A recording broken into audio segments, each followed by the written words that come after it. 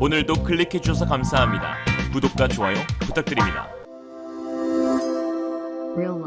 누구나 한 번쯤 꿈꿔보았던 아이언맨의 전투 슈트, 총탄과 대포도 거뜬히 막아내고 빌런들의 강력한 공격에도 생치기 하나 나지 않는 이 슈트는 아이언맨의 상징으로 자리잡았는데요. 이 아이언맨 슈트의 원재료로 알려진 금속은 바로 인공위성과 항공우주선에 사용되는 티타늄입니다. 500도의 온도에서도 녹아내리지 않고 무게 또한 알루미늄보다 살짝 무거운 비중 4.5에 그 강도는 단련된 강철보다 단단한 7.9로 희소성을 지닌 21세기 꿈의 신소재입니다. 티타늄이라는 이름은 그리스 신화에 나오는 지구의 첫 아들인 거인 타이탄에서 유래되었는데요. 티타늄에 대한 연구는 짧은 역사에도 불구하고 최근에는 테니스 라켓, 시계, 안경테, 골프채 헤드 등 일상용품, 그리고 인공관절이나 뼈, 심장 밸브 등 생체 조직의 이식에도 널리 사용되고 있습니다. 그럼에도 역시 티타늄이 가진 특성상 군사 무기 체계로의 활용도가 가장 높은 비중을 차지하는데요. 보잉 747제트기 한 대를 제조하는데 약 4,500kg의 티타늄이 사용된다고 합니다. 온도가 1,000도 가까이 올라가는 제트 엔진의 터빈 블레이드라든지 공기와의 마찰로 고온이 되는 극초음속 전투기나 대기권 재진입을 시도할 경우 고온이 되는 우주선 표면에 적용되곤 하는데 이를 대체할 재료가 사실상 없다고 봐도 무방합니다. 희귀 원소여서 매장량이 적을 것이라는 인식이 있지만 사실은 지각 질량비 기준 9번째로 풍부한 원소이며 탄소보다도 풍부할 정도입니다. 다만 재련과 가공의 난이도가 극상인 만큼 매장량 대비 가격이 매우 비싼 금속 중 하나이죠. 더군다나 군사적으로 무궁무진한 가능성을 보여주고 있는 만큼 재련 및 가공 기술의 국가 간 이전이 불가능한 품목인데요. 티타늄 부품을 제조하기 위해서는 초기 원자재인 스폰지 티타늄이 있어야 하는데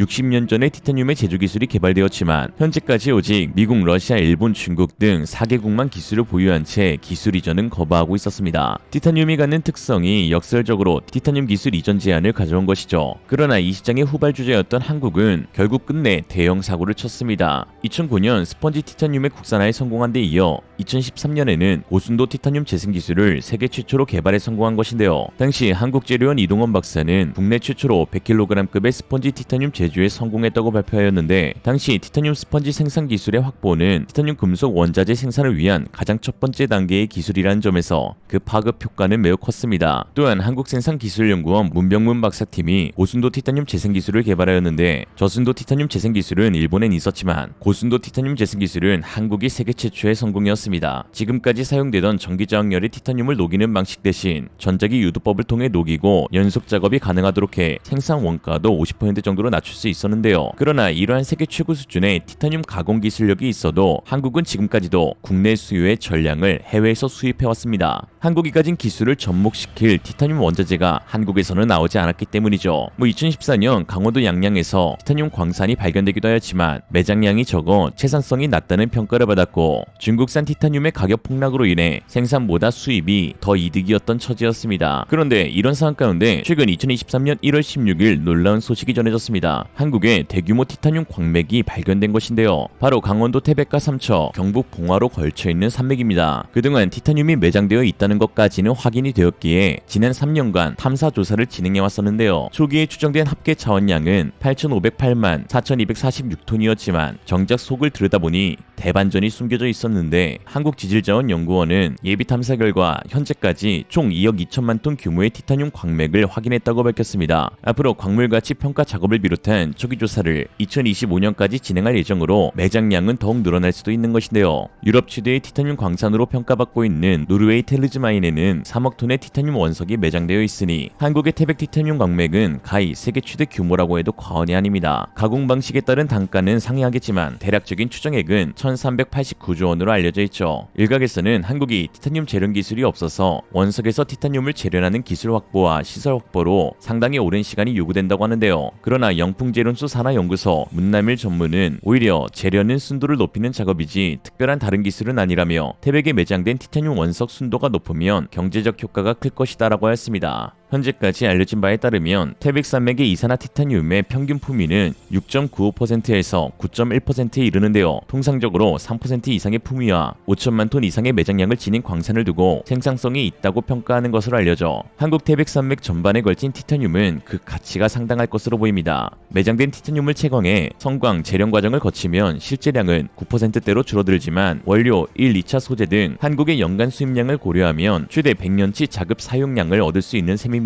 현재 5억 원의 초기 시추 예산이 진행됨에 따라 순도와 매장량 확인이 맞춰지는 대로 개발과 재련으로 고품질 티타늄 산화물을 생산할 수 있는 것으로 예상되며, 생산된 티타늄 산화물은 국내 최대 수요처인 포스코를 통해 판매된다면 매년 1조 원 매출 기업이 태백에 생겨날 것으로 보입니다. 해당 지역 면산층에는 연장 10km 이상, 광채폭 10에서 50m, 신부 연장 200m 이상의 대규모 광상이 분포하는데요. 한 연구원은 개발이 현실화될 경우 국내 티타늄 원광과 1차 소재 수입 전량을 대체하고 수출까지 도모할 수 있는 풍부한 양이 될 것이라고 평가했습니다. 특히 태백의 티타늄 광맥 발견은 한국의 방산 능력 제고에도 상당히 큰 기여를 할 것으로 보이는데, 티타늄 소재는 한국이 개발하고 운용하고 있는 모든 육해공 전력을 상승시킬 게임 체인저가 될 수 있기 때문입니다. 최근 스톡홀름 국제평화연구소는 러시아가 티타늄을 포함해 알루미늄, 구리, 강철 등 군사장비 제조에 사용되는 원자재 수출국 중 하나여서 우크라이나 침공이 공급망 불안 문제를 가중했다며, 무기 생산 업체들은 원자재 조달을 위해 공급망을 재편하기 시작했다고 말했는데요. 이처럼 공급망 어려움으로 인해 티타늄 수입조차 쉽지 않은 상황에서 한국의 광맥은 한국이 목표로 제시한 세계 4대 방산 강국으로 도약하는 데 크게 일조할 것으로 보입니다. 하나 에어로스페이스 관계자는 항공기 엔진 부품 특성상 1400도 이상의 고열을 견뎌야 하는 티타늄 같은 난삭 소재를 정밀 가공하는 것이 필수적이라고 밝혔는데요. 또한 5세대 스텔스 기로의 점진적 진화를 앞두고 있는 KF-21에도 접목될 기술이자 한국의 10대 우수 연구 성과로 선정된 바 있는 TICM 맥신 전자파 흡수 스텔스 코팅제의 핵심 재료에는 티타늄이 대거 사용되고 있습니다. 55나노미터 두께로 적층하면 99% 이상 전자파 차단이 가능하여 이는 현재까지 보고된 어떤 전자파 차단 소재보다 우수한 성능을 가졌다는 평가를 받고 있습니다. 코팅 형식이라 기존 전투 자산들에도 저피탐 능력을 부여할 수 있고, 유사시 북한의 핵 투사 등에 따른 EMP 공격에 대응할 고정형 전자파 방어 구조물에도 활용하는 방안이 이미 연구 중에 있어 티타늄 개발이 가지고 온 군사적 변화가 상당할 것으로 보입니다. 또한 고장력 티타늄 합금은 무게가 강철보다 30% 이상 가볍고 장력도 강해서 제대로 만들 수 있다면 잠수함 소재로 이것보다 뛰어난 게 없는데요. 중국 역시 티타늄 기반으로 잠수함을 개발 중에 있는데, 중국의 티타늄 잠수함 자오룡은 최근 수심 1만 미터 심해에서 수압을 견디는 시험을 통과한 것으로 알려져 있습니다. 중국 군사 전문가 송중핑은 수압과 부식에 강한 티타늄 합금은 잠수함 건조에도 중요한 기술적 부분이라고 한 바 있죠. 또한 시장 점유율 전 세계 80%를 차지하고 있는 세계 최고의 자주포 K9의 향후 성능 개량에서도 티타늄을 접목한 신기술이 도입될 예정인데요. 제조업체인 하나 에어로스페이스는 K9A2-2에서 기존 52구경장을 58구경장으로 확대해 사거리를 대폭 향상시킬 계획을 밝혔습니다.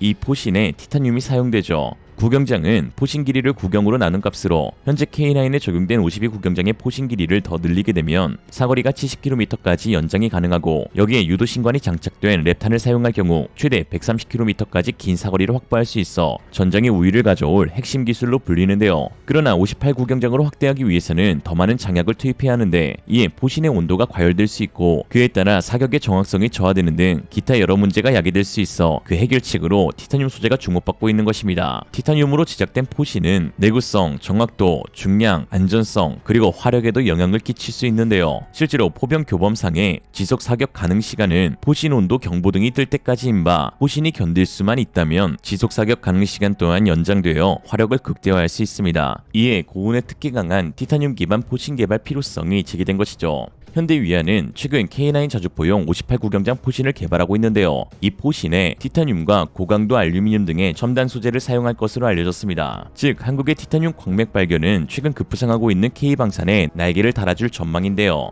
경남 창원이 방산 제조의 메카로 부상하면서 지역 일자리 고용이 크게 개선된 것처럼 태백도 방산 원자재 메카가 되어 지역 경제 발전을 이끄는 산업이 생겨나길 기대합니다. 특히 이번 태백의 티타늄 광맥 발견과 관련해 숨은 감동 사연이 드러나 화제가 되고 있는데요. 기존 광산들이 2024년을 끝으로 모두 폐광을 앞두고 있었다는 것입니다. 일거리를 찾지 못해 폐광된다면 광산의 광부들은 하루아침에 일을 잃어버릴 수 있는 처지에 놓였던 것인데요. 특히 태백이 지난해 연간 주민등록 인구 4만 명 선을 지키지 못하고 역대 최저치의 인구를 기록한 만큼 이번 티타늄 광산 개발은 태백시의 큰 기쁨이자 행운이 되어가고 있습니다. 이 소식을 들은 태백 광부들은 현재도 태백시 광업소에서 종사하는 광부입니다. 2023년이면 저희 광업소도 문을 닫는다 하여 걱정이었는데 좋은 소식이네요. 매장량이 많아 확정 사업 추진에 좋은 출발이 되었음 합니다. 생산 확정만 된다고 하면 지금까지 일해온 실전 근무 바탕으로 태백시와 대한민국 산업 발전에 도움이 될 수 있도록 최선을 다하여 일하겠습니다. 라는 글을 달아 많은 응원을 받기도 하였습니다. 21세기 꿈의 신소재로 자리매김한 티타늄. 한국에 엄청난 매장량이 발견되었으니 앞으로 한국 경제와 산업 그리고 군사 안보에 큰 보탬이 되길 기원합니다. 오늘의 한 줄평. 티타늄은 게임을 끝내버릴 힘이 힘이 있다. 끝말잇기 시작. 티타늄 끝. 이상으로 리얼리즘이었습니다. 여러분의 생각은 어떠신가요? 현명하고 지혜로운 여러분의 의견을 지금 댓글에 남겨주세요.